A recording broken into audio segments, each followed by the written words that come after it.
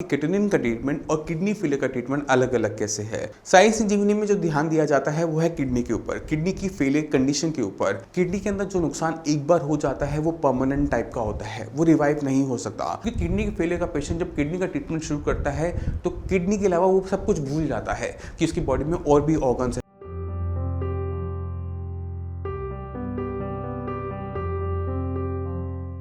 नमस्कार, मेरा नाम है डॉक्टर पुरुधमन और आज इस वीडियो में हम बात करने वाले हैं किडनी के ट्रीटमेंट के बारे में और किडनी फेलियर के ट्रीटमेंट के बारे में भी।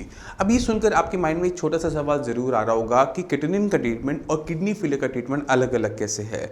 तो हम इस बात को समझने की कोशिश करेंगे कि किडनी और किडनी फेलियर के ट्रीटमेंट में क्या क्या फ़र्क होता है और इसे कैसे किया जाता है, कैसे आपका किडनी डाउन किया जाता है, कैसे आपकी किडनी की फंक्शनिंग बढ़ाई जाती है। इन दोनों ही कंसेप्ट के बारे में इस वीडियो के अंदर बात की जाएगी।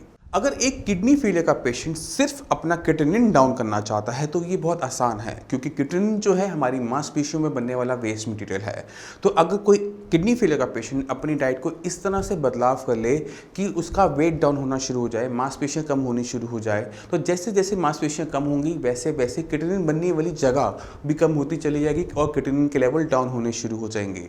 मगर इसके लिए जो कॉस्ट पे करनी पड़ती है एक किडनी फेलियर पेशेंट को, वो बहुत बड़ी होती है। क्योंकि अगर आपके किडनी लेवल 8 है और आपने यहाँ से जो किडनी का ट्रीटमेंट आपको बताने वाला हूँ वो फॉलो करना शुरू किया, तो किडनी की वैल्यूज़ तो आपकी नॉर्मल की साइड होनी शुरू हो जाएगी, बट आपकी जो मसल्स हैं वो भी खत्म होनी शुरू हो जाएंगी। और एक टाइम ऐसा आता है कि बॉडी में इतनी वीकनेस हो जाती है कि पेशेंट से बेड से नहीं उठा जाता और खुदा ना खासा पेशेंट को डायलिसिस की जरूरत पड़ जाए तो वो डायलिसिस भी नहीं हो पाता। ये कैसे किया जाता है मैं आपको समझाने की कोशिश करता हूँ। अगर एक किडनी फेलियर का पेशेंट सिर्फ किडनी को डाउन करना चाहता है तो उसे बस छोटा सा काम करना होता है। उसे सिर्फ 3 सब्जियों पे रहना होता है, घिया, तोरी और टिंडा, और उसे सिर्फ उबाल के लेना है, कोई तड़का नहीं लगाना, उसमें सिर्फ नमक डालना है और हल्दी डालनी है। अब आप सोचोगे कि इससे कैसे किडनी डाउन हो जाएगा। जब कोई इंसान एक ही टाइप का खाना रोज रोज खाता है, तीनों टाइम खाता है, तो कुछ टाइम के बाद क्या देखा जाता है कि वो पेशेंट उस खाने को खा नहीं पा रहा होता, उसकी जो भूख है वो खत्म होनी शुरू हो जाती है, एपेटाइट लो हो जाती है। अब जब खाना आप कम खाओगे तो आपका वेट लूज होगा, क्योंकि आप प्रोटीन लूज भी कर रहे हो यूरिन के थ्रू और आप खाने का इंटेक प्रॉपर नहीं कर रहे, तो आपकी जो मसल्स हैं वो कम होनी शुरू हो जाएंगी। और जैसे जैसे मसल्स कम होनी शुरू हो जाएंगी आपके किडनी लेवल ऑटोमेटिक तरीके से कम होने शुरू हो जाएंगे और इसके लिए किसी भी टाइप की मेडिसिन, किसी भी टाइप की डॉक्टर की जरूरत नहीं पड़ती। मगर जो कॉस्ट आपको पे करनी पड़ती है इसके लिए बहुत बड़ी होती है। इसलिए साइंस इंजीनियरिंग में किडनी के ट्रीटमेंट को बिल्कुल तरीके से अवॉइड किया जाता है, कभी भी नहीं करवाया जाता। साइंस इंजीनियरिंग में जो ध्यान दिया जाता है वो है किडनी के ऊपर, किडनी की फेलियर कंडीशन के ऊपर, कि किस तरह से हम एक पेशेंट जिसकी उम्र 40 साल है उसको 80 साल दे सकते हैं उसी किडनी के साथ। इसके लिए हमें किडनी को समझना पड़ता है कि किडनी क्या चाहती है। अगर हम किडनी की फंक्शनिंग को बढ़ाना चाहते हैं, किडनी पहले से बेटर अच्छा काम करे, पहले से बेटर किडनी और यूरिया को बॉडी से बाहर निकाले, वेट लूज ना हो, प्रोटीन लॉस बंद हो जाए, तो हमें बहुत सारी चीज़ों पे एक साथ काम करना होता है। सबसे पहली चीज़ होती है किडनी को समझना कि किडनी को किस चीज़ से नुकसान पहुंच रहा है। क्योंकि किडनी अगर आपकी बॉडी में फेल हो रही है तो उसके पीछे कोई ना कोई कारण ज़रूर होगा। वो बीपी हो सकता है, वो शुगर हो सकती है, वो आपकी आईजी नेफ्रोपैथी हो सकती है, वो पॉलीसिस्टिक किडनी हो सकती है, कोई ना कोई तो कारण है। सबसे पहला काम होता है उस बीमारी को पहचानना जिसकी वजह से आपकी किडनी खराब हो रही है। एक बार आपने बीमारी की पहचान कर ली तो स्टेप नंबर 2 होता है जो चीज़ नुकसान पहुंचा रही है उसे कंट्रोल करना। क्योंकि अगर आप किडनी फेलियर का पेशेंट हैं और आपकी किडनी बीपी की वजह से खराब हो रही है और आपका बीपी अभी भी बढ़ा रहता है तो आपकी किडनी को कोई डॉक्टर नहीं बचा सकता, कोई मेडिसिन आपकी हेल्प नहीं कर सकती। तो सबसे ज़रूरी काम क्या है, उस बीमारी को कंट्रोल करना जिसकी वजह से किडनी को नुकसान हो रहा है। तो हम क्या करेंगे, अपने बीपी को, अपने शुगर को किसी भी कीमत पर, इसके लिए चाहे हमें जो मर्जी करना पड़े, जो मर्जी मेडिसिन लेनी पड़े, अगर आपको बीपी की 5-6 गोलियां भी लेनी पड़ती है, आई डोंट केयर, आपको वो लेनी चाहिए। क्योंकि बीपी बना रहेगा, किडनी जो बची हुई है वो भी खराब होनी शुरू हो जाएगी। तो हमने उसको कंट्रोल करना है, शुगर को कंट्रोल करना है। अगर आईजी नेफ्रोपैथी का केस है, पॉलीसिस्टिक किडनी का केस है, तो उसमें भी हमने अपने एफर्ट्स डालने हैं कि किसी तरह से बीमारी रुक जाए। क्योंकि अगर ये रुक गई तो ही हम किडनी को अच्छी तरीके से फंक्शनिंग को बढ़ा पाते हैं। अब चलते हैं स्टेप नंबर 3 पर, जो हमें करना ज़रूरी होता है वो है किडनी की फंक्शनिंग को बढ़ाना। अब मैं यहाँ पे किडनी की फंक्शनिंग के बारे में क्यों बात कर रहा हूँ, किडनी के बारे में बात क्यों नहीं कर रहा, मैं आपको उसके बारे में भी बताता हूँ। किडनी के अंदर जो नुकसान एक बार हो जाता है वो परमानेंट टाइप का होता है, वो रिवाइव नहीं हो सकता। मान लो अगर आपकी किडनी 80% खराब हो गई है, यानी आपके जो किडनी लेवल होगा वो 6-7 के आसपास होगा, उससे कम नहीं हो सकता। अब हमारे पास जो काम करने लायक किडनी है वो है 20%। अगर इस 20% किडनी से हम 40% तक का एफिकेसी लेते हैं, यानी उसकी फंक्शनिंग बढ़ाते हैं 40% तक की, तो हमारे किडनी लेवल कहाँ तक डाउन हो जाएंगे? 3 या 2 तक आ जाएंगे। और ये किडनी फेलियर पेशेंट के लिए सफिशिएंट होता है अगले 40 साल निकालना। तो हमने क्या करना है? अपनी किडनी पे ध्यान देना है, किडनी की फंक्शनिंग को बढ़ाने का काम करना है। अब सवाल यहाँ पर जाकर ये उठता है कि क्या किडनी ऐसा कर सकती है? क्या ऐसा कोई एग्जाम्पल हमारे पास है जिससे ये साबित होता हो कि किडनी अपने फंक्शंस को बढ़ा सकती है? तो मैं कोई छोटा सा एग्जाम्पल देता हूँ और आप खुद ब खुद इवेल्यूएट करना कि ये सच है या गलत है। अगर एक इंसान अपनी किडनी दूसरे इंसान को देता है या किसी भी वजह से उसकी किडनी निकालनी पड़ जाती है, इंसान के पास सिंगल किडनी हो जाती है, अब अपने आप से सवाल करो कि क्या उस पेशेंट के लेवल क्रिएटिनिन का, यूरिया का बढ़ता है? क्या जवाब आया? नहीं बढ़ता। क्यों नहीं बढ़ता? क्योंकि पहले तो 2 किडनी काम कर रही थी, अब तो 1 किडनी काम कर रही है, यानी हमने तो सीधा किडनी को आधा कर दिया। तो क्यों नहीं ऐसा हुआ? क्योंकि किडनी अपने फंक्शंस को बढ़ा लेती है ज़रूरत के हिसाब से। तो क्या हम ये खूबी किडनी की हर किडनी फेलियर पेशेंट में इस्तेमाल कर सकते हैं? ऐसे लोगों में इस्तेमाल कर सकते हैं जिनकी किडनी 80% तक डैमेज हो चुकी है या 90% तक डैमेज हुई है। तो अगर हम वो 10-20% जो किडनी हमारी बची हुई है, जो ठीक से फिल्ट्रेशन कर रही है, यूरिन को बना रही है, उस पर थोड़ा सा काम करेंगे, तो क्या वो पहले से बेटर काम करेगी?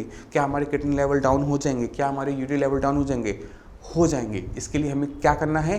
किडनी को बचाना है, किडनी की फंक्शनिंग को बढ़ाना है। और जब हम ये दोनों चीज़ों पे एक साथ काम करते हैं, किडनी की फिल्ट्रेशन बढ़ती है, किडनी बॉडी से पहले से बेटर तरीके से बाहर जाता है और आपके किडनी लेवल, यूरिया लेवल दोनों डाउन होने शुरू होते हैं। इसके अंदर अगर आपने ध्यान से सुना हो तो हमने कहीं पर भी डाइट से किडनी को कंट्रोल करने की कोशिश नहीं की। आपका वेट मेंटेन होना चाहिए, वेट बढ़ना चाहिए। अगर आपका वेट घट रहा है, आपकी मसल्स कमज़ोर होती जा रही हैं, मसल्स वीक होती जा रही हैं, तो जो क्रिएटिनिन की लेवल्स आपकी रिपोर्ट में गिर रहे हैं वो किसी ट्रीटमेंट की वजह से नहीं गिर रहे, वो सिर्फ डाइट की वजह से गिर रहे हैं। और इसकी अंदर हमें बहुत बड़ी कॉस्ट देनी पड़ती है।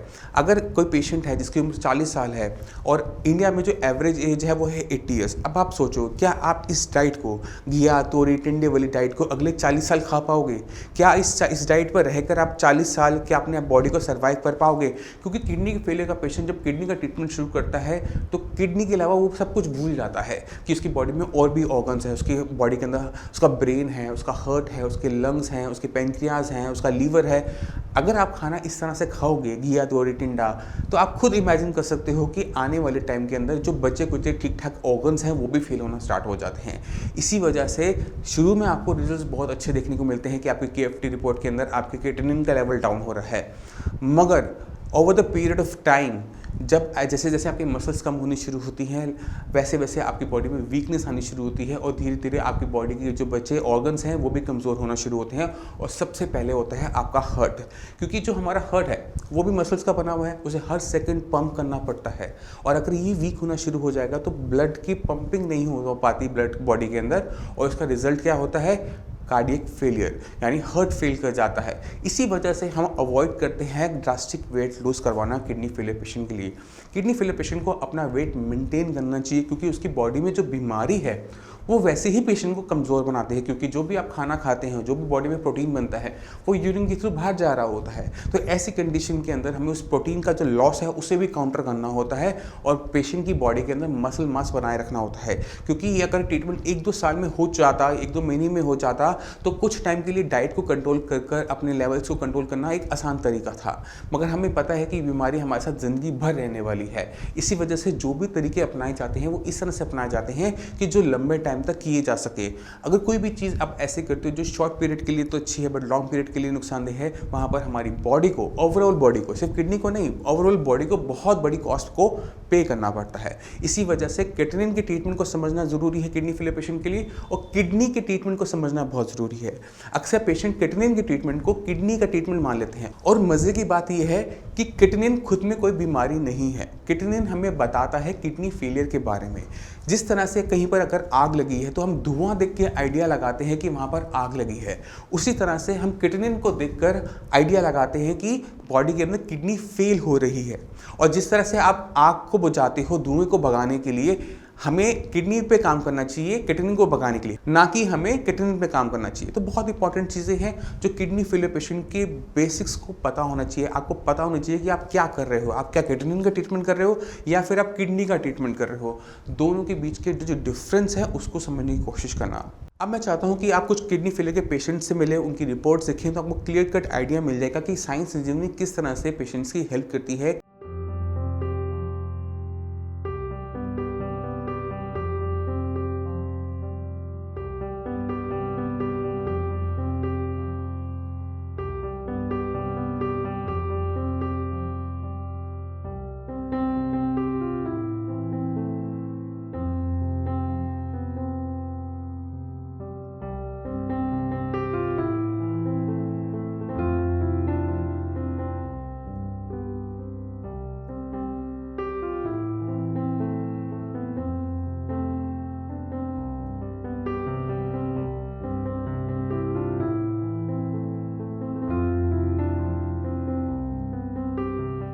तीन महीने में के अंदर इन्होंने क्या फील किया साइंस इंजीनियरिंग ट्रीटमेंट के बारे में, ये सब हम जानेंगे राजवीर सिंह से। तो राजवीर सिंह जी, ये दिक्कत आपको कब शुरू हुई? ये सर जनवरी में शुरू हुई, जनवरी 2018 में। तो कैसे पता लगे कि आपको किडनी की दिक्कत हो रही है? मेरा ब्लड प्रेशर और शुगर तो मुझको थी। कितना ब्लड प्रेशर रहता था? ब्लड प्रेशर तो बहुत ज़्यादा रहता था साहब। कितना? ये तो नियर अबाउट नीचे वाला तो 102 भी पहुँच जाता था। अच्छा, हाँ हाँ। और ऊपर वाला कितना? ऊपर वाला 180 ऐसे पहुँचाता था। 180 और 102 यानी कि मतलब डॉक्टर साहब जो थे, जो मुझे देख रहे थे, इतने ब्लड प्रेशर पे जाने के बाद वो घबरा गए, लेकिन मुझको एक्चुअली बॉडी इतनी वो हो चुकी थी तो मुझको इतना वो नहीं पता नहीं लगता था, मगर उसका शरीर के अंदर नुकसान चल रहा था, नुकसान पहुंच रहा था। और उसके बाद आपकी और दिक्कत क्या महसूस करते थे उस टाइम में? दिक्कत नहीं, एकदम स्वेलिंग आई थी। स्वेलिंग पैर में आई थी? पैर में और यहाँ चेहरे पे आई थी। तो उसके बाद जब आपको पता लगा कि आपको किडनी की दिक्कत है तो आपने अल्ट्रासाउंड करवाया था? रिपोर्ट में डॉक्टर साहब ने देखा कि अल्ट्रासाउंड डॉक्टर साहब ने कराया। किडनी में क्या दिक्कत बताई थी? श्रिंकेज बताई थी? क्या बताया था? वो जो इसमें कोई गैप समथिंग जो भी है वो नसों में गया। राजवीर सिंह की जो किडनी का साइज था वो छोटा होता जा रहा था, वो श्रिंक कर रही थी, वो अपने नॉर्मल साइज से बदल गई थी। और इनको रीनल पैरेन्काइमा डिजीज़ जो कि अक्सर देखी जाती है हाई ब्लड प्रेशर की वजह से, वो दिक्कत शुरू हो गई। तो जब आप यहाँ आए तो क्रिएटिनिन आपकी क्या कंडीशन थी? उस टाइम तो मेरा लेवल 8.25 था। और बीपी और शुगर का क्या हाल था? वो भी उसी पोजीशन में थे, मतलब पुराने पोजीशन में। और शुगर कितनी रहती थी? शुगर जो शाम की थी वो नियर अबाउट 260, जो और ये 260 के आसपास, 260 के पास, क्योंकि मैं इंसुलिन ले रहा था तो सुबह की तो कंट्रोल रहती थी। अच्छा, इंसुलिन कितने यूनिट ले रहे थे? 18 यूनिट। 18 यूनिट इंसुलिन लेने के बाद इनकी शुगर 260 थी, रैंडम मान लेते हैं इसको हम, तो इतने हाई लेवल। अब आपको 3 महीने के अंदर शुगर आपकी क्या स्टेटस है? शुगर तो बहुत ही कंट्रोल आ चुकी है डॉक्टर साहब। फिर भी मुझे थोड़ा सा बाकी सब ऑडियंस को बताओ कि क्या लेवल्स आ गए। मॉर्निंग का जो है, जो मैं फास्टिंग कर लेता हूँ, वो नियर अबाउट 78, 90, 100 से नीचे रहती है। नॉर्मल हो गई? नॉर्मल, वो तो बहुत नॉर्मल हो गया। और इसमें आप यूनिट्स कितने ले रहे हो इंसुलिन के? यूनिट जो आज की तारीख में ले रहा हूँ 10 ले रहा हूँ, 10 या 12, 18 यूनिट से 10 यूनिट पर आए हैं 3 महीने के अंदर। शुगर जो 260 रहती थी अब वो नॉर्मल वैल्यूज के अंदर रहती है, क्लोज टूवर्ड्स, अब क्या कहते हैं कि कम की तरफ ज़्यादा रहती है। इसलिए इनको हर महीने 2 से 4 यूनिट इंसुलिन घटाना पड़ता है कि वो जो लेवल्स हैं वो बने रहें, बॉडी हाइपोग्लाइसेमिक ना हो। बीपी का क्या कंडीशन है? बीपी एक्चुअली जब से थोड़ी सर्दी शुरू हुई है ये हुआ, अदरवाइज बीपी मेरा इतना बढ़िया था डॉक्टर साहब के ये 70 और 120, 130 यहाँ तक ही रहता था। अब जब से थोड़ी सर्दी शुरू हुई है ये तब से थोड़ा सा बढ़ा है। अच्छा, अदरवाइज बहुत कंट्रोल था। तो ना सिर्फ KFR की ट्रीटमेंट ने इनकी शुगर लेवल को मेंटेन किया, इनकी बीपी को भी कंट्रोल किया। बहुत बढ़िया था। 69, 121 आप लगा लिया, अंदाजा लगा लिया। तो हम हमेशा कहते हैं कि अगर आप किडनी की दिक्कत को जीतना चाहते हो, किडनी फेलियर से मुक्त होना चाहते हो, तो हमेशा उसकी जड़ में, उसके कारण में जाके वर्क करो कि जिसने आपकी किडनी खराब की पहले तो उसको बाहर निकालो। तो अब राजवीर सिंह जी की कंडीशन के अंदर दिक्कत दोनों थी, डायबिटीज़ भी थी और इनको दिक्कत बीपी की भी थी। मगर जहाँ तक हमें लगा, जो हमने ट्रीटमेंट इनका स्टार्ट किया, वो किया कि बीपी को दिक्कत ज़्यादा मेन लेकर कि बीपी की वजह से किडनी में श्रिंकेज दिखी जाती है। तो किडनी की श्रिंकेज की वजह से हमने इनका जो ट्रीटमेंट रखा वो बीपी माइंड में रखा कि पहले बीपी को मेंटेन करो, बीपी मेंटेन हो जाएगा तो कम से कम इतना हो जाएगा कि किडनी को आने वाले दिनों में बीपी से और ज़्यादा नुकसान नहीं होगा। जब नुकसान होना बंद हो गया, आगे की जो दिक्कत है वो किडनी की जो खराब होने की जो स्पीड थी वो बंद हो गई और वहाँ से शुरुआत होती है ठीक होने की। अभी 3 महीने हुए हैं, 3 महीने के अंदर यूरिया पहले 3 महीने पहले क्या था? वो तो बहुत ज़्यादा 3 महीने पहले तो बहुत ज़्यादा था। आप उसका देखोगे तो वो तो 2 पता नहीं 100 देख के बताओ कितना है, कितनी सारी रिपोर्ट्स हैं आपके पास। यूरिया था 147। इस कंडीशन के अंदर पेशेंट की जो भूख होती है खत्म हो जाती है।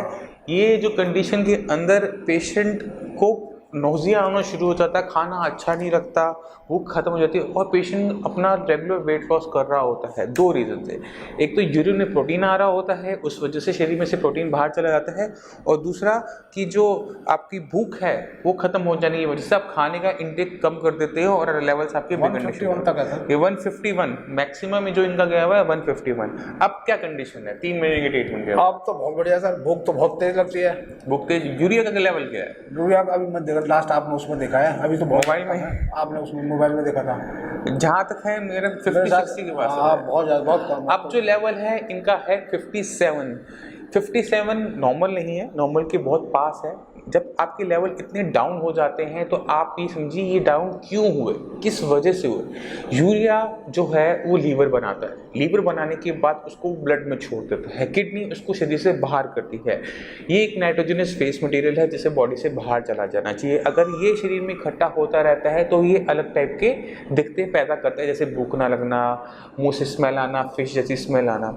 तो जब किडनी की फंक्शनिंग फास्ट हुई, किडनी ने जो खून को साफ करना ज़्यादा शुरू किया, उसका रिजल्ट क्या हुआ कि यूरिया जो पहले आपका 150 से प्लस था वो डाउन होते होते ही अब नॉर्मल के पास आ चुका है। भूख खुल चुकी है बॉडी में। अब आपको कहते हो बदलाव नजर आते हैं बॉडी में? मतलब मेरे को वैसे कोई दिक्कत ऐसी महसूस होती ही नहीं है डॉक्टर साहब, बिल्कुल नॉर्मल महसूस करते हैं। अगर मैं हूँ तो अगर मैं मतलब पहली बात तो सोचता नहीं हूँ, लेकिन मेरे को वैसे नहीं लगता कि मैं बीमार हूँ। बीमार तो हूँ, अगर मैं इसका कैटनाइन को देखता हूँ तो लगता है बीमार हूँ। अदरवाइज बॉडी को ऐसा लगता नहीं है। अच्छा, मेरे को बॉडी जो पहले से कमजोर हो गया हूँ तो दूसरा कहेगा कमजोर, अदरवाइज किसी को पता नहीं कि मैं बीमार हूँ।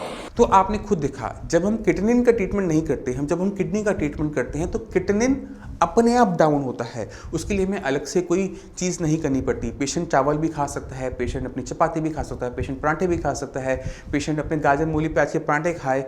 डाइट को हमने रिच रखना है क्योंकि बॉडी की रिक्वायरमेंट है। तो आपने खुद देखा, जब हम किडनी पे काम करते हैं, किडनी फेलियर पे काम करते हैं तो किडनी अपने आप डाउन होता है। उसके लिए हमें अलग से कुछ नहीं करना पड़ता। जिन पेशेंट के आपने रिपोर्ट दिखे, जिनकी इंटरव्यूज दिखे, इन्होंने अपने डाइट के अंदर कोई बड़ा बदलाव नहीं किया। ऐसा कोई बदलाव नहीं किया जो ये पूरी ज़िंदगी ना कर सके। इन्होंने पराठे भी खाए हैं, इन्होंने चपाती भी खाई है, इन्होंने राइस भी खाई, इन्होंने सारी सब्जियाँ खाई हैं। सिर्फ 2-4 सब्जियाँ जो होती हैं जिनके अंदर पोटेशियम की मात्रा ज़्यादा होती है उनको कंट्रोल करना पड़ता है, क्योंकि अगर पोटेशियम की मात्रा बढ़ती है तो वो कई गुना ज़्यादा खतरनाक होता है किडनी से। तो बहुत बेसिक चीज़ें हैं जिसको समझना एक किडनी फेलियर पेशेंट के लिए ज़रूरी है। किडनी फेलियर के ट्रीटमेंट के अंदर किडनी का ट्रीटमेंट गलती से भी मत करना। जो उसकी कॉस्ट पे करोगे, बहुत बड़ी कॉस्ट पे करोगे, और हमेशा मेरी इन वर्ड्स को आप याद करोगे जब आपके हाथ से वो चीज़ें निकल जाएंगी। तो मैं उम्मीद करता हूँ इस वीडियो से आप समझ गए किडनी का ट्रीटमेंट और किडनी फेलियर ट्रीटमेंट के बारे में और इनके बीच के डिफरेंस के बारे में। अगर आपके माइंड में कोई भी डाउट है, कुछ भी पूछना चाहते हैं तो नीचे दिए हुए नंबर पर कॉल कर साइंस इंजीनियरिंग के डॉक्टर से आप फ्री ऑफ कॉस्ट कंसल्टेशन ले सकते हैं। आप अपॉइंटमेंट लेके मुझसे भी आकर मिल सकते हैं। अब इसी के साथ आपसे विषय में चलने की आगे चाहूँगा। मिलते हैं अगली वीडियो में, तब तक के लिए धन्यवाद।